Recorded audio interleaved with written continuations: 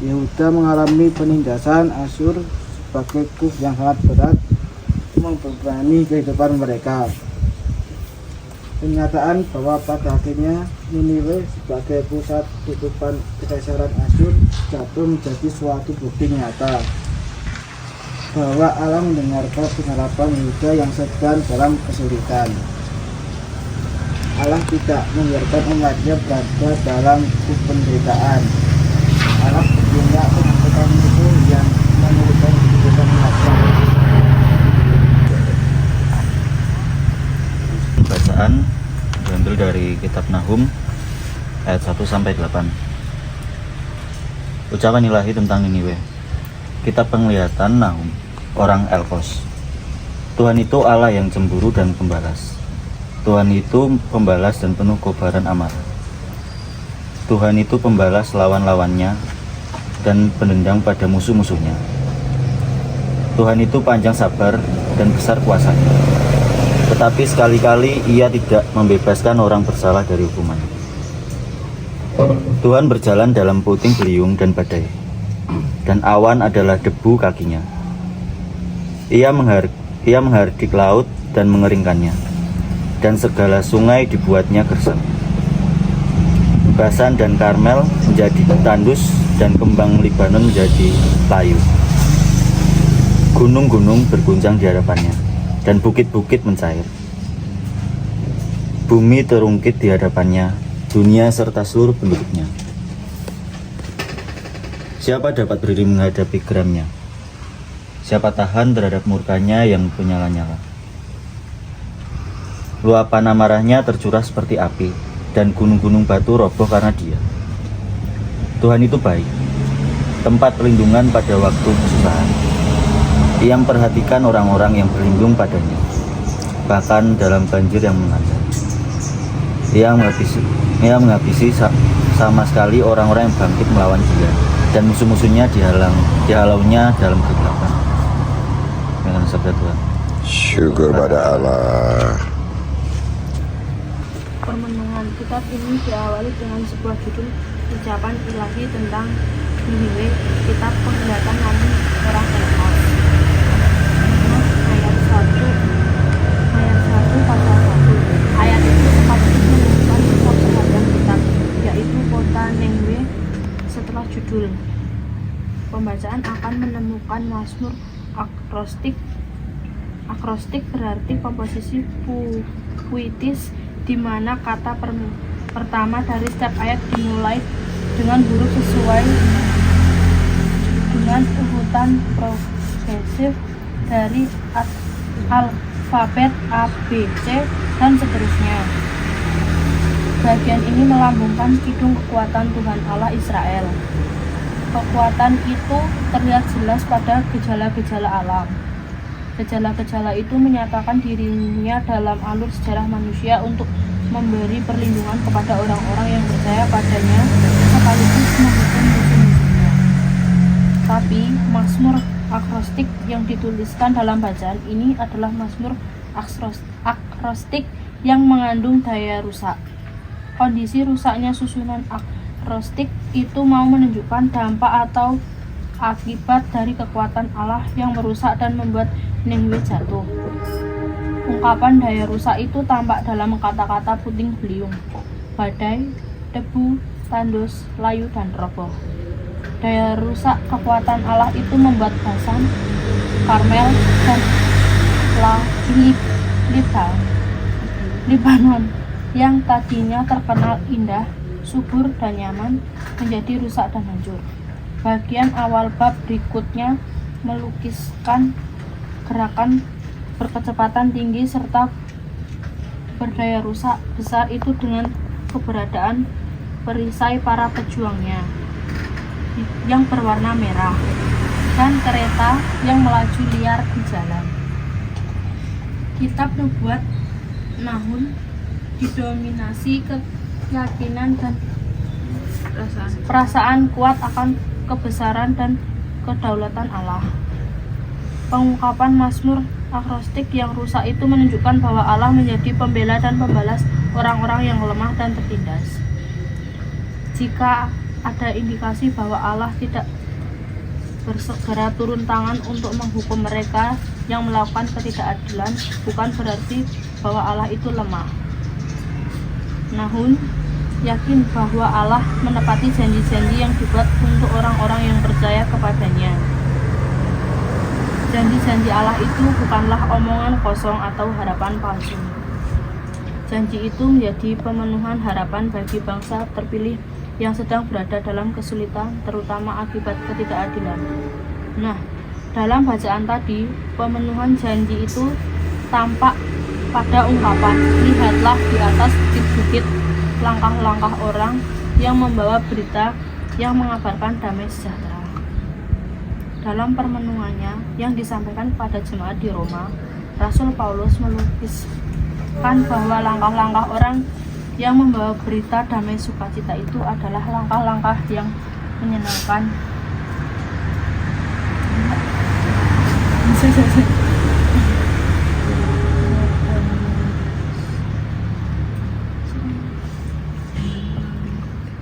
Dengan mengambil kutipan Nahum untuk perwartaannya, Paulus sebenarnya tidak bermaksud menempatkan nubuat Nahum hanya sebagai ramalan akan hadirnya suasana damai secara duniawi. Lebih dari itu, Paulus menggunakan nubuat itu untuk menghubungkan perwartaan Injil atau kabar gembira dengan pembebasan dari dosa yang disediakan Allah. Bagi Paulus, suasana damai dapat tercipta jika dosanya berpotensi merusak. Suasana damai itu dihancurkan terlebih dahulu melalui tindakan penyelamatan yang dilakukan Allah. Dari sini tampak bahwa Paulus juga menempatkan Allah sebagai dasar pengharapan bagi manusia yang terdampak kesulitan-kesulitan hidup akibat dosa. Berkat langkah-langkah yang menyenangkan itu, berita damai sukacita itu terus bergema dan meluas. Penulis kisah para rasul mencatat bahwa langkah-langkah yang dimaksud Paulus itu merupakan firman yang disampaikan Allah kepada orang-orang Israel ketika ia memberitakan damai sejahtera melalui Yesus Kristus, yang adalah Tuhan dari semua orang. Catatan kisah para rasul itu merupakan bagian dari narasi perjumpaan Petrus dan Cornelius. Dalam narasi tersebut, Petrus menyadari bahwa perintah Allah mendorong dirinya untuk menyatakan keselamatan Allah melalui Yesus Kristus kepada seluruh umat manusia yang beriman kepada Kristus.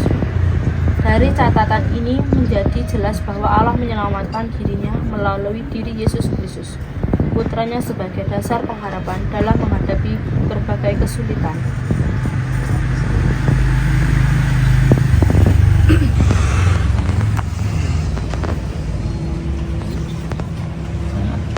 Pertanyaan pendalaman. Yang pertama, apakah kamu pernah merasakan bahwa Allah sungguh-sungguh menjadi dasar pengharapan dikala kamu mengalami kesulitan? Coba ceritakan pengalamanmu.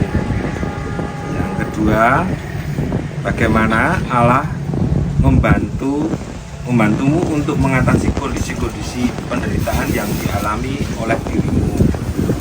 Yang ketiga, bagaimana upaya yang harus kamu lakukan untuk menghancurkan dosa-dosa yang mengakibatkan terjadinya kerusakan yang menghilangkan kedamaian di dalam hatimu.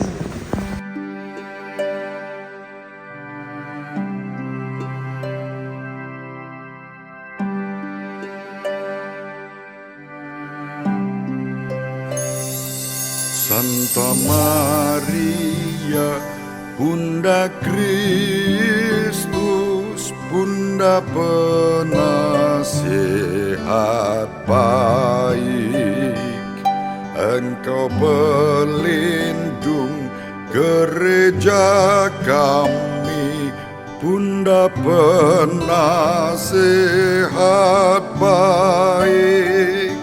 Santa Maria, Bunda Kristus, Bunda penasehat baik.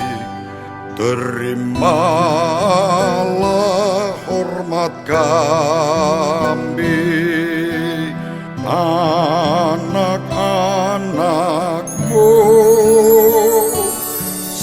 Santa Maria, Bunda Kristus, Bunda penasehat baik, doakan kami anak-anakmu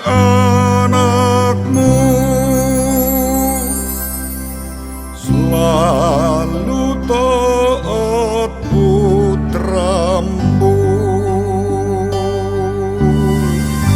Salam Maria, penuh rahmat, Tuhan sertamu, terpujilah engkau di antara wanita dan terpujilah buah tubuhmu Yesus.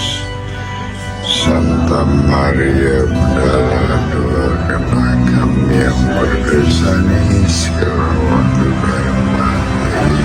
Amin. Santa Maria, Bunda Kristus, Bunda penasehat baik, Engkau pelindung gereja kami, Bunda penasehat baik. Santa Maria, Bunda Kristus, Bunda penasehat baik. Terimalah hormat kami, anak-anakmu.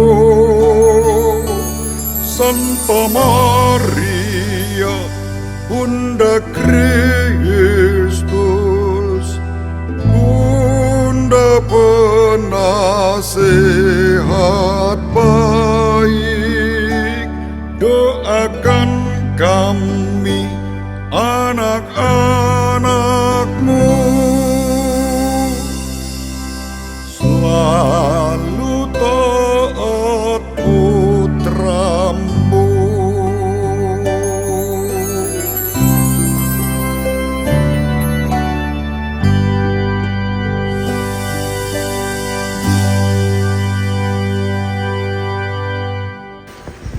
Monggo sharing bagi yang semuanya pasti pernah mengalami kesulitan ya, pernah mengalami kesulitan seperti kehilangan pengharapan. Misalnya lulus sekolah izinnya elek, misalnya, atau apalah, banyak hal. Ada yang mau mencerita Mas Mahen? Harapan menyelesaikan skripsi gimana? Nah, ini grup skripsi ini berdua ini mengalami kesulitan.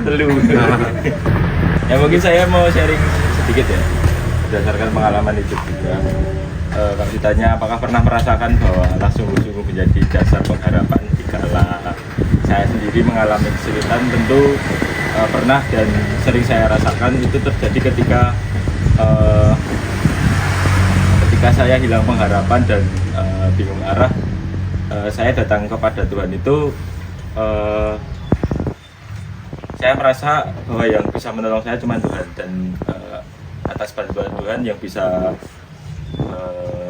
menolong diri saya sendiri untuk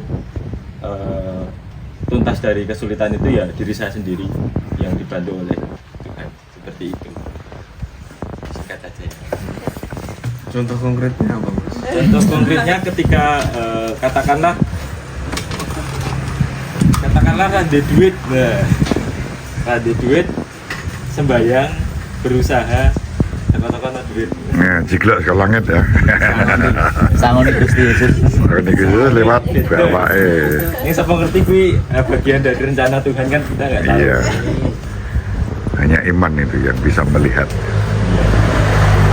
Dan saya, teman-teman yang lain pasti punya kesulitan juga, mungkin bisa bercerita sedikit. Mas Dinda mungkin. Terima kasih Mas Urayan. Sama-sama Romo. Siapa lagi? Silakan Dinda. Dinda. Terima kasih sebelumnya atas kesempatan yang diberikan oleh teman-teman. sekalian. Menjawab yang nomor 1 tadi, apakah saya pernah merasakan bahwa Allah sungguh-sungguh menjadi dasar pengharapan dikala saya mengalami kesulitan? Menurut saya Allah itu sungguh menjadi dasar pengharapan, itu kalau saya nilainya absolut. Absolut bro. Ilmiah sekali. Aku ngerti apes deh, absolut deh.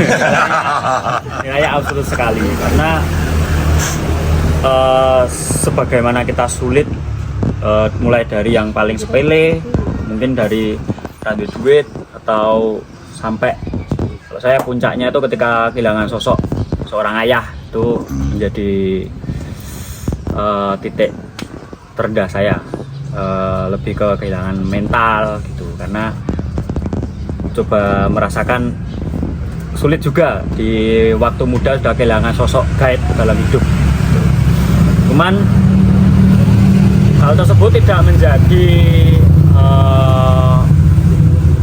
halangan dan rintangan saya untuk terus bergerak maju, karena saya percaya juga Tuhan itu selalu ada di sisi saya gitu. Contoh konkretnya mungkin seperti itu teman-teman. Mungkin itu saja teman-teman yang bisa saya sharingkan.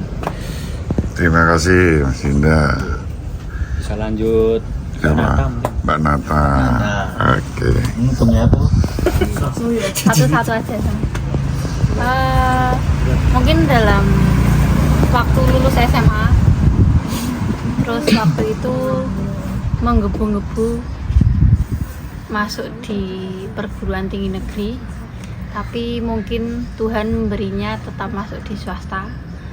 Dan waktu itu saya memang sulit banget untuk menerima. Di mana-mana saya nyoba mandiri-mandiri, dan mungkin itu di luar kemampuan saya juga. Saya terus memaksa diri buat bisa masuk di perguruan tinggi negeri, dan semua yang sudah saya coba itu tetap hasilnya belum berhasil. Terus di situ saya merasa sakit, terus kayak menyerah. Terus waktu masuk di yang sekarang ini, dua semester, berarti 1 tahun, saya masih sulit buat menerima. Ikut pembelajarannya setiap hari itu masih kayak beneran nggak ya di sini, beneran nggak ya. Ada juga pengen buat nyoba lagi di negeri, tapi ya mungkin memang jalannya di situ, ya udah berusaha untuk menjalani aja dengan doa dan usaha.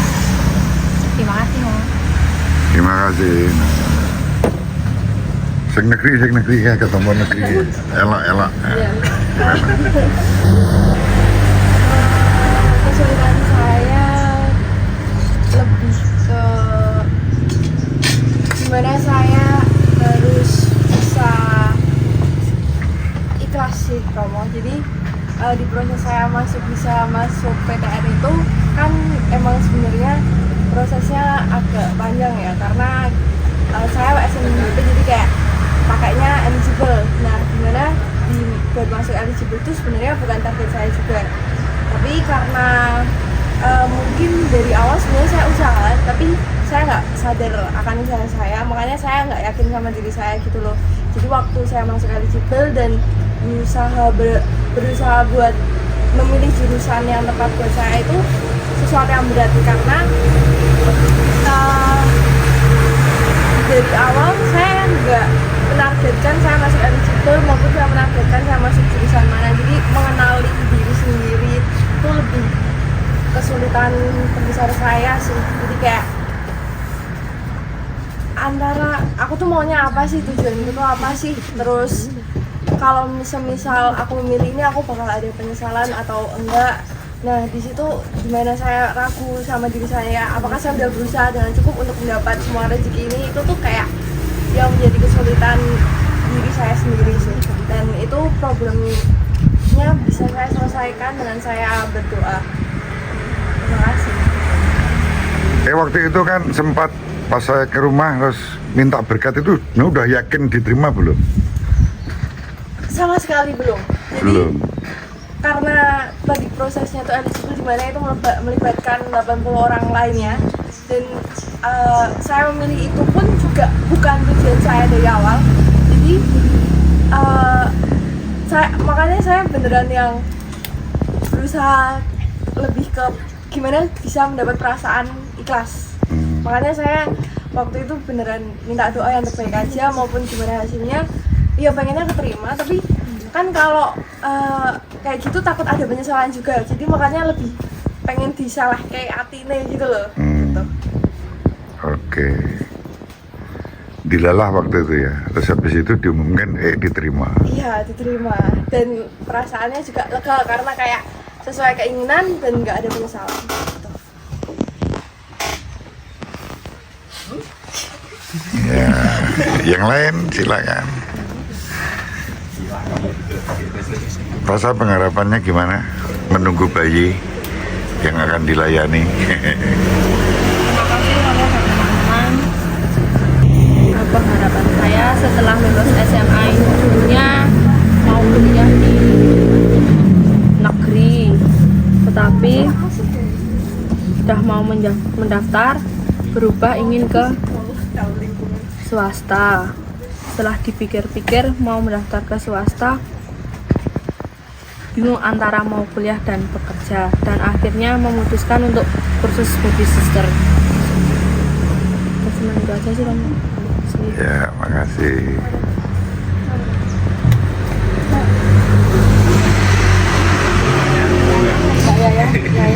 Mbak Yaya.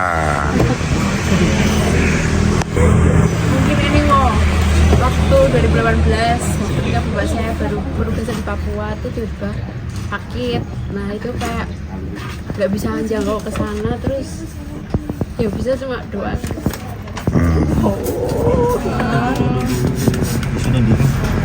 Oke. Ayo.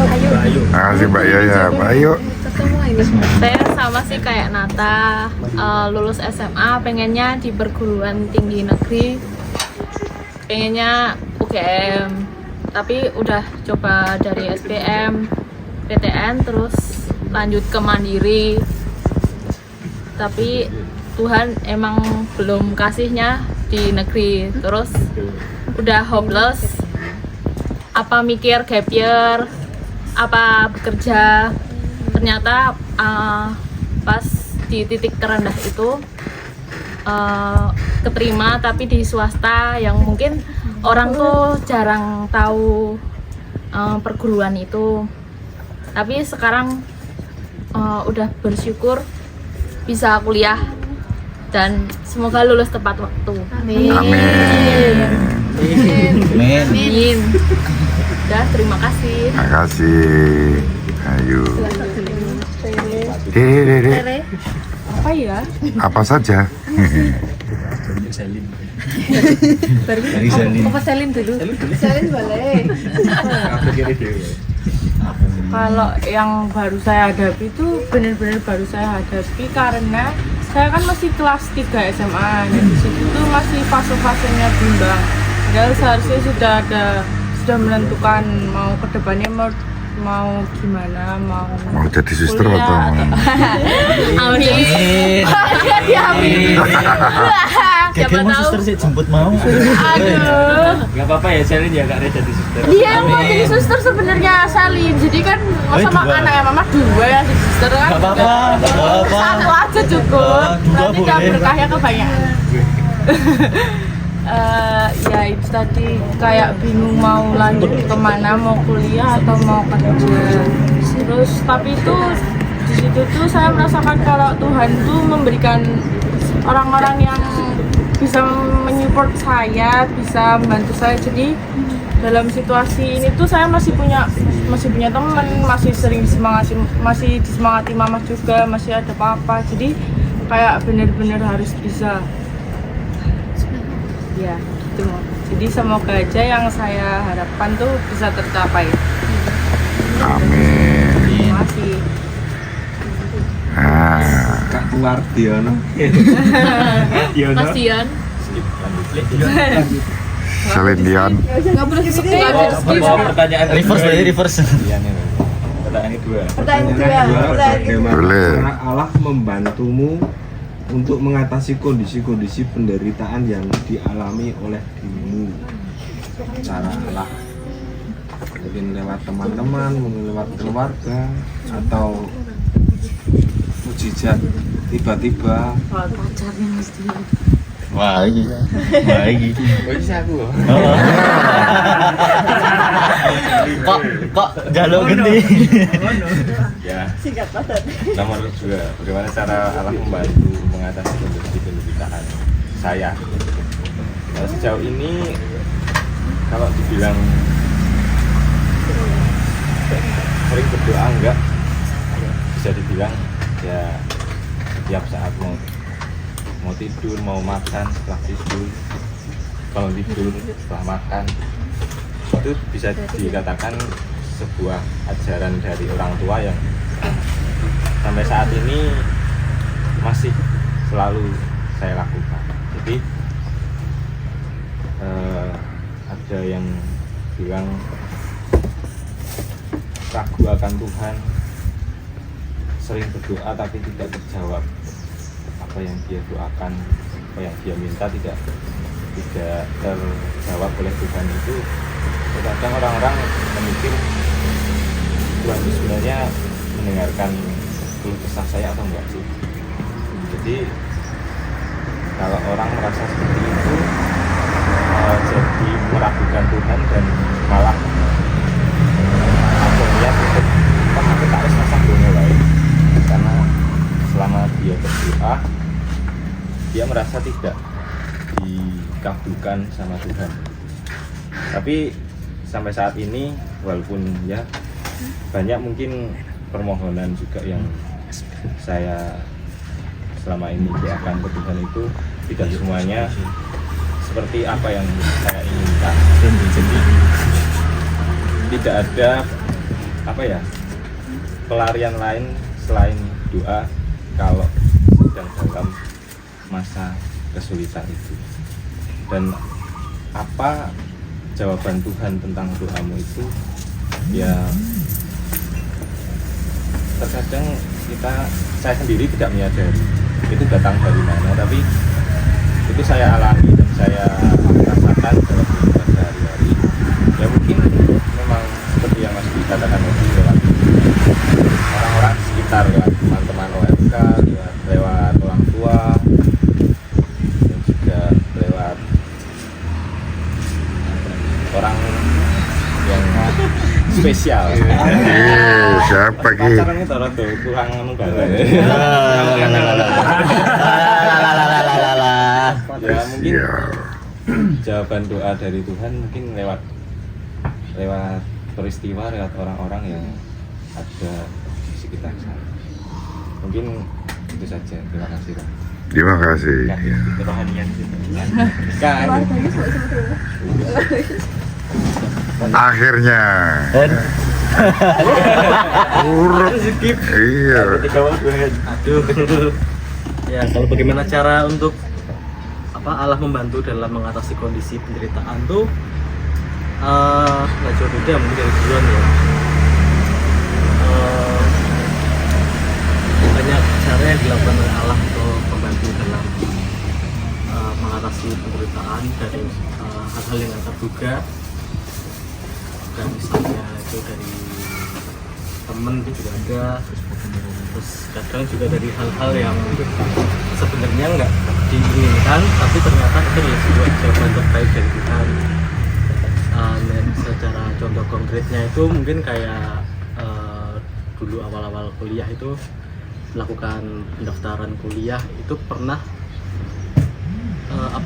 sempat putus asa dan mencoba untuk mandiri lah, tapi dalam itu ternyata itu salah mengambil pendaftaran gitu loh, yang harusnya ambil yang A ternyata ambil yang B karena udah terlanjur tentang ini. Jadi yang B ini udah santai aja tapi tetap mencoba untuk fokus ke A. Ternyata ya A itu juga tidak berbuah baik dan sempat berpasrah diri pada Tuhan. Nah, ternyata yang B ini adalah yang jawaban yang Tuhan berikan kepada saya dari kesalahan yang sebenarnya tidak saya inginkan, tapi ini adalah hal terbaik di saya. Seperti itu. Terima kasih Mas Mahen. Ada lagi?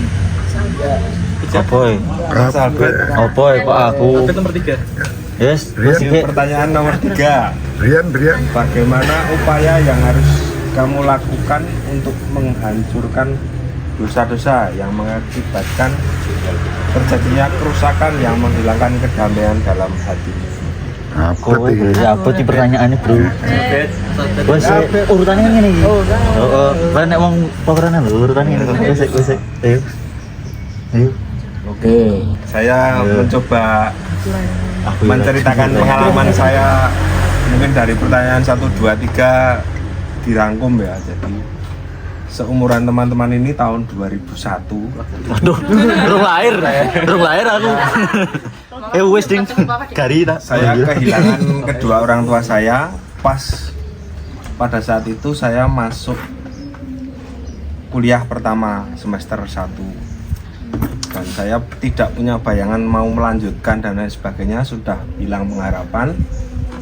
Kemudian saya kebetulan pada saat itu ada beasiswa, saya mencoba mendaftar dan kebetulan saya mendapat beasiswa sampai selesai sekolah itu. Jadi bukan beasiswa berprestasi ya, beasiswa tidak mampu. Jadi itu saya bersyukur karena selalu ada jalan. Kebetulan juga karena saya dari Wates ke Jogja itu butuh biaya, itu saya nunut kalau berangkat kuliah itu nunut mantan pacar saya dulu masih pacar. Jadi istri enggak? Jadi istri.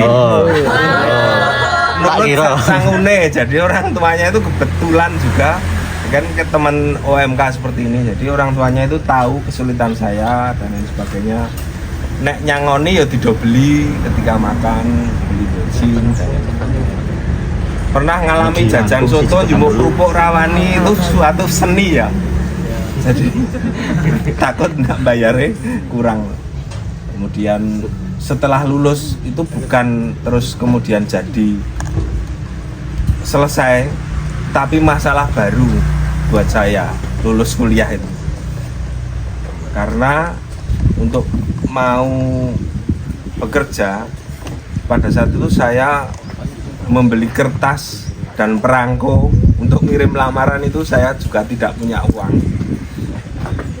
Artinya ya dengan segala keterbatasan, kebetulan di gereja ini kan ada kertas, ada saya boleh pada saat itu boleh minta ke Mbak Yani sekretaris, minta kertas, minta apa, mengirim nunut perangko.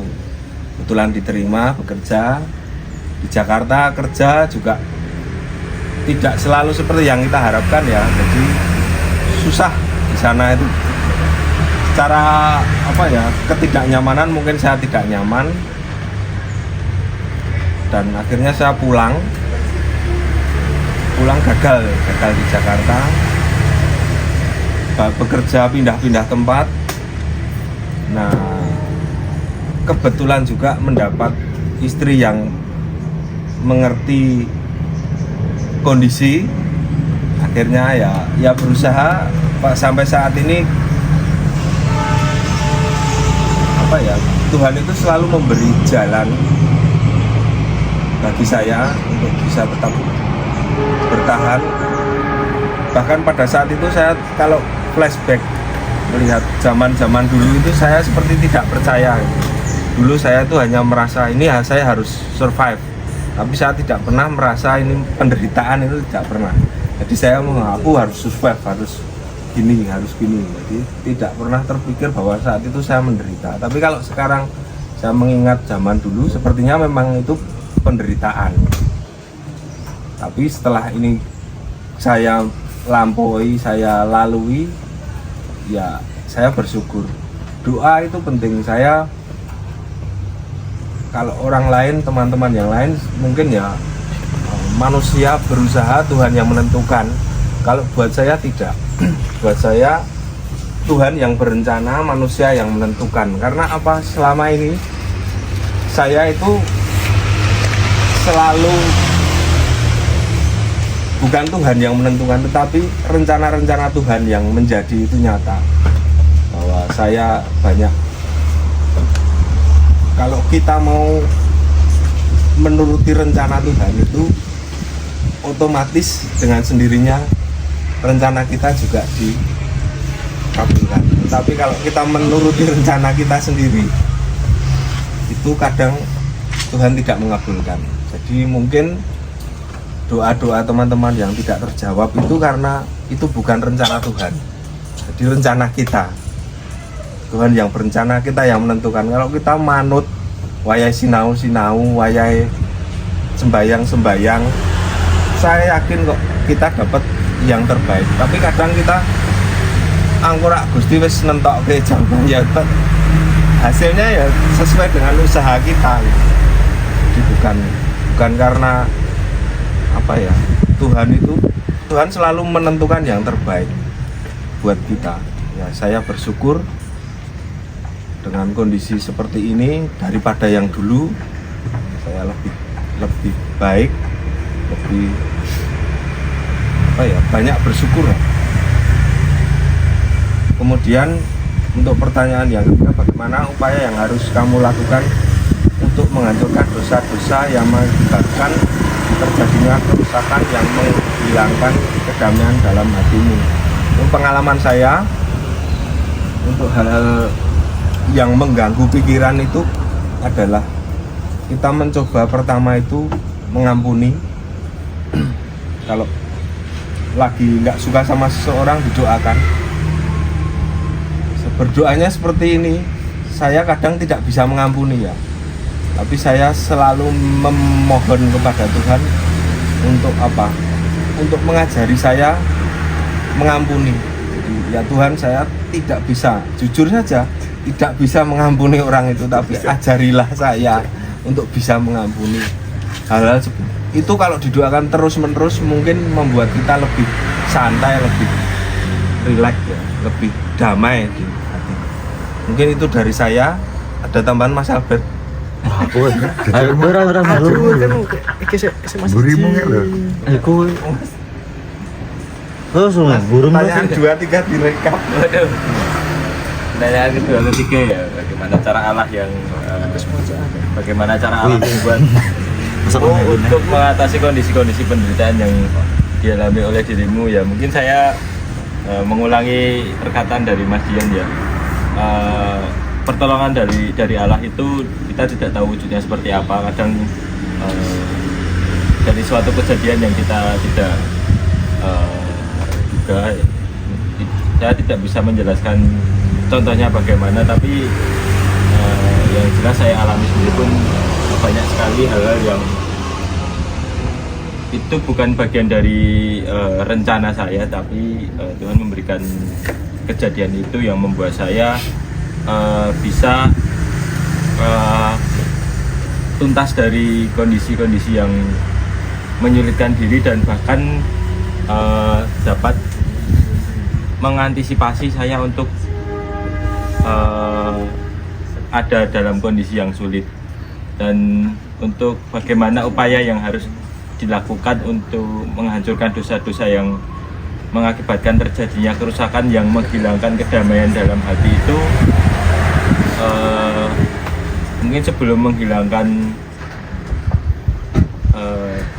ya mungkin salah satu cara untuk menghilangkan dosa-dosanya itu dengan melakukan pertobatan, dan yang bisa dilakukan manusia itu ya cuman berusaha sih menurut saya, karena bagaimanapun kita sebagai manusia pasti akan jatuh dalam dosa, karena kita sendiri masih hidup, dan untuk menghilangkan dosa ya jalan satu-satunya paling mudah yang dilakukan itu cuma berdoa. Mungkin itu saja kalau dari saya. Terima kasih. Baru kembali ke pemimpin. Baik, Terima kasih teman-teman atas waktunya untuk sharing pada siang hari ini. Mungkin kalau dari aku sendiri untuk pertanyaan nomor 1 itu kesulitan itu selama ya mungkin karena sini banyak yang masih bersekolah dan berkuliah, aku ceritakan juga lah yang setara lah.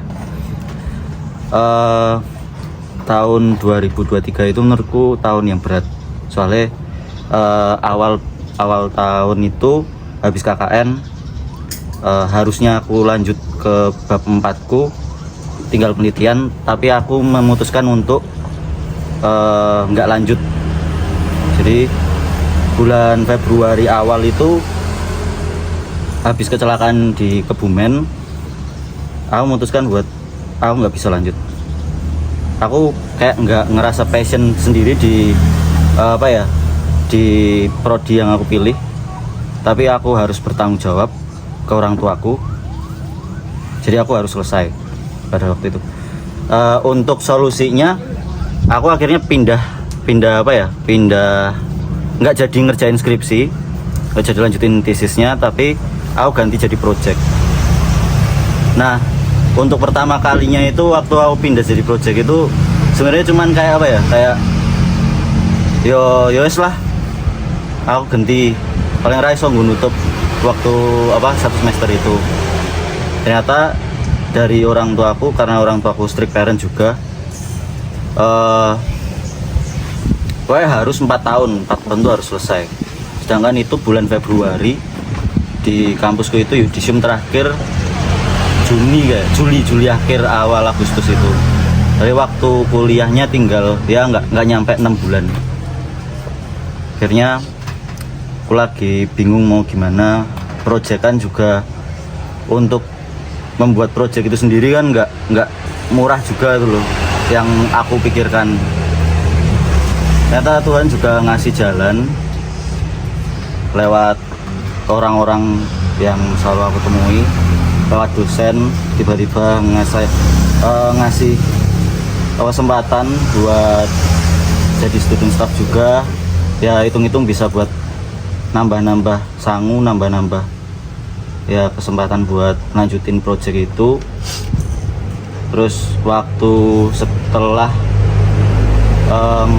pendaftaran hak cipta mau sidang itu, saya juga memerlukan bantuan dana lah ibaratnya untuk program itu. Nah, puji Tuhannya itu kayak apa yang dikasih Tuhan tuh kayak dadaan tapi bisa menjawab kebutuhan gitu loh. Ya saya ngerti kalau misal sendiri itu enggak yang rajin-rajin doa, yo jarang lah ning Maria, paling nggak nyampe dulu tuh seminggu sekali tuh nggak nyampe. Sekarang mungkin ya puji Tuhannya mulai rajin. Itu dulu tiba-tiba bulan Mei diajakin proyekan jadi guiding untuk acara di Pakualaman itu. Terus bulan Agustusnya Tuhannya lagi dapat job untuk ada proyekan juga. Tuhannya bisa nutup lah untuk ya paling enggak buat hidup ya, walaupun enggak banyak tapi menurut saya cukup ya cukup pokoknya. Tidak banyak tapi cukup banyak. Tapi kalau dikasih lebih juga puji Tuhan gitu kan ya. Jadi kalau menurut saya sendiri sebenarnya dari segala kesulitan yang pernah saya alami itu ya Tuhan udah pasti memberikan jalan yang terbaik. Cuman terkadang jalannya itu tuh kadang nggak pernah kita duga. Ya bisa dari kadang ya isih gronjal-gronjal, tapi ya jenenge dalane Gusti Yesus ki ya wis mesti nek wis dalane gua dhewe ya mesti dalane dhewe. Kayak gitu sih teman-teman. Udah sekian dari saya. Oke, makasih.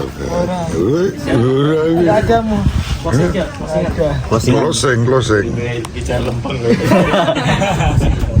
Kanggo kata-kata apa? Kata-kata apa no, Jar? Buat dari ngono, omu lho. Pak D. Ejar.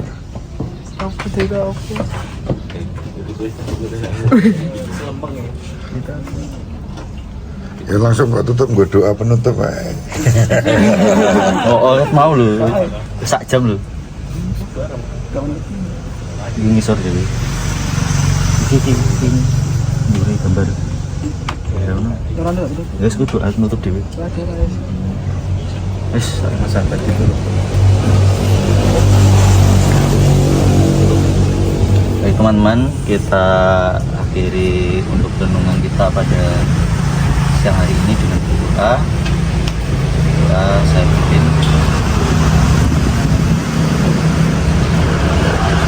Bapak, atas berkat karuniamu, atas berkat perkumpulan kita pada siang hari ini, atas berkat rahmat cinta kasihmu, atas berkat kesehatan dan juga rezeki yang kami dapatkan di setiap harinya. Kami di sini sangat bersyukur masih bisa bertemu dengan teman-teman supaya teman-teman UMK yang masih sama-sama berkembang dan berjuang untuk menjadi anak-anakmu yang menjadi yang lebih baik lagi lah. Dan juga kami yang masih berusaha di dunia ini. Ya Bapak,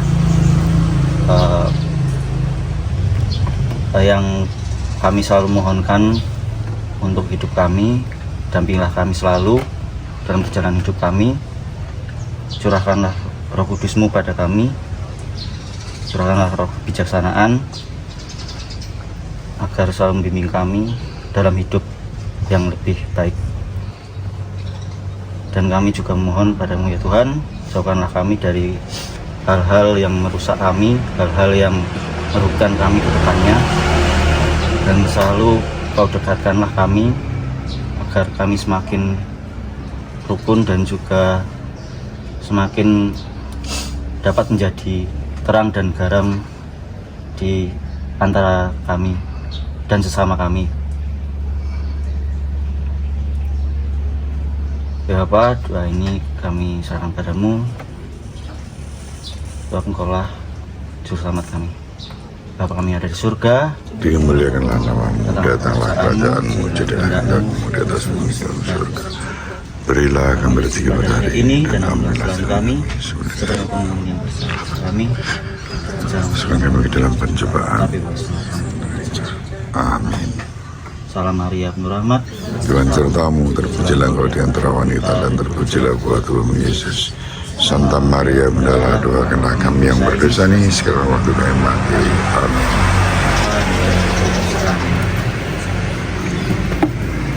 Terima kasih teman-teman untuk sharingnya.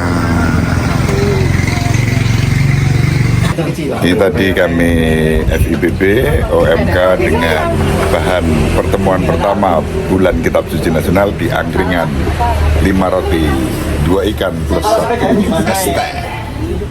Wih, keren. Sharingnya bagus-bagus bukan?